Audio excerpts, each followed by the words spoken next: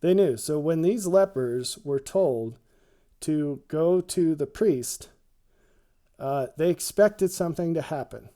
If not then they'd come back, be told something else, and they'd be healed. And so on their way, they didn't even get there. On their way, they were healed. And one of them, when he saw that he was healed, he turned back, and with a loud voice, he glorified God. What does that mean, glorified God? You should look up that word glorified and figure it out. I won't go too deeply into it right this second, but it's to have a greater perception of God's goodness. And so in glorifying, what you're doing is you're expressing your increased perception of God's goodness, right? This is very related to worship, but again, we'll save that for another time. True worship, which unlocks what Jesus meant when he said, worship God in spirit and in truth. All right. So he turned back, and this is interesting. With a loud voice, he glorified God, and he fell down on his face at Jesus' feet, giving him thanks. And he was a Samaritan. So it's interesting. What were the other people? We don't know. But it says he was a Samaritan. So maybe this is a contrast with the others. Who knows? But the point is, like, even a Samaritan had enough sense to come back and thank Jesus. Now, this is interesting because that's not what Jesus said to do. He said, go show the priests.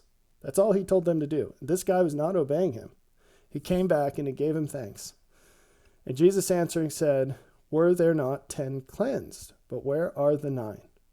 So this is interesting because he's criticizing the other ones who knows what they did. This is very interesting because it didn't say the 9 went to the priests. They may have just skedaddled, say, oh, thanks, we got what we wanted, peace, right? It's not about healing. It was never about the leprosy. Not for Jesus. For these guys it was. But there were greater things here. And if you don't focus on what God's telling you to do, you're going to miss all the greater things. And you might get healed. You probably won't. And you'll just be in pretty much the same place you're in. And that's not the purpose, right? It's all wasted. Okay, so this one comes back and Jesus says, where are the other 9? So he doesn't punish the one that came back, saying, I'm sorry, why didn't you go to the priest like I told you, right? So it's, in a way, he's kind of, honoring this, but he's giving regard to this person for having come back and thanked him. Anyway, he continues, they are not found that return to give glory to God, save this stranger. So this is interesting. So it's necessary to show yourself to the priest, but this guy is recognizing what really happened, and it's not the priest that did it. It's Jesus. So he comes back to Jesus. And he said, arise, go thy way, thy faith hath made thee whole. And this is one of those stories where you kind of have to bounce around the Gospels and make a composite of what really happened. In Mark, he says, at this point in the story, he says, see thou say nothing to any man, but go thy way, show thyself to the priest, and offer for thy cleansing those things which Moses commanded for testimony unto them. Okay, let's parse this out. These people were under the law of Moses. There was a prescribed set of things they were supposed to do once they were healed from leprosy. And this wasn't a protocol specific to miraculous healing. If you had leprosy and you didn't have leprosy after that, then there were things you were supposed to do. And there was a cleansing ritual that the priest did, right? But that's not the only thing Jesus said. So part 1 was, you're under the law of Moses, you're healed, but go do what you're obligated to do because you're under the law of Moses. The second thing is also very important. For a testimony unto them. A testimony of what? Well, he said, see thou say nothing to any man. Right? So this is interesting. So don't tell anybody how this happened, but go to the priests and show them that it did. This is very interesting, right? There are so many pieces of evidence that people will disregard, no matter how valid they are, if where the evidence came from contradicts the things that they believe. It doesn't matter how valid the evidence is, they will go with their previous beliefs every time. It's actually a named psychological human bias. This is well known and well studied. You will always prefer your previous beliefs, even when, like, you'll give a bias to them. You will boost the weight of that evidence over new evidence, even if objectively the new evidence is superior. So this is something we all need to look out for. But Jesus was working around this by saying, don't tell the priests how this happened, but show them that it did. Let that evidence work on them. And this is important. So that leper was given a choice opportunity to be a vessel to testify of Jesus in ways that Jesus himself could not testify. Not that he didn't have the ability, but he was blocked off from people whose sacred cows made a barrier that they were not willing to accept better evidence from better source. This is a key in understanding one of the most powerful aspects of how God can use humans to teach other people about him, about himself. And unfortunately, like this leper, we all miss out on tons of opportunities to do this. There are a lot of reasons for this, okay? I don't really want to get into this in this video. It's not the point. But there is a ministry that can only be performed by people, by a network of people branching out from wherever it came from. The root is Jesus and the Father. But the kingdom is a network and it branches out.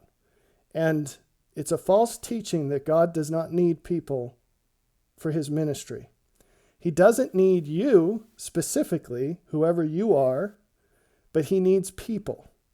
So there are things that people can do that because of people he cannot do, right? The limitation is imposed by people. Anyway, I hope you get that. There's a lot more to say and know about that, but that's not my point here, so I'm going to keep cruising. So what does this guy do? Okay, if you were a leper and you had been healed, you come and pay face value to thanking God for that, but then you just go about your merry way. This dude just went out. It says he went out and began to publish it much. That's exactly what Jesus said not to do. And did he go to the priest? No, he did not. It doesn't say he did. He went out and began to publish it much and to blaze abroad the matter. Now, I don't know what that guy was thinking. Maybe he was thinking, oh, but this is so good, I can't keep this to myself. Maybe he was thinking, I'm special because I got healed. Some people do that. And I want to advertise it because now I'm the man. Who knows? But the effect of what he did was at least twofold. One, he deprived the priest of evidence the priest would have otherwise received. Two, he hedged up the way. He made it harder for Jesus to do what Jesus needed to do. It says Jesus could no more openly enter into the city, but was without in desert places, and they came to him from every quarter. There's a time and a place for everything. When Jesus' mom asked him to make wine out of the water at the wedding in Cana, Jesus said, "Woman, it's not my time." And some people will be offended by my inflection there. I don't care. Some people explain this away. Well, woman didn't mean what it would mean if someone used it today. There are a lot of words like that. But Jesus was saying, however he said it, he was saying sternly, don't ask me to do what it's not yet time for me to do. Because this is all a plan. It's all laid out. It's like a clock. And I got to do it just like I'm supposed to do it or it won't work. It's a process. And this leper made it harder. So nothing can derail the purposes of God. It's going to happen because he is in control. And nothing happens that he does not allow to happen.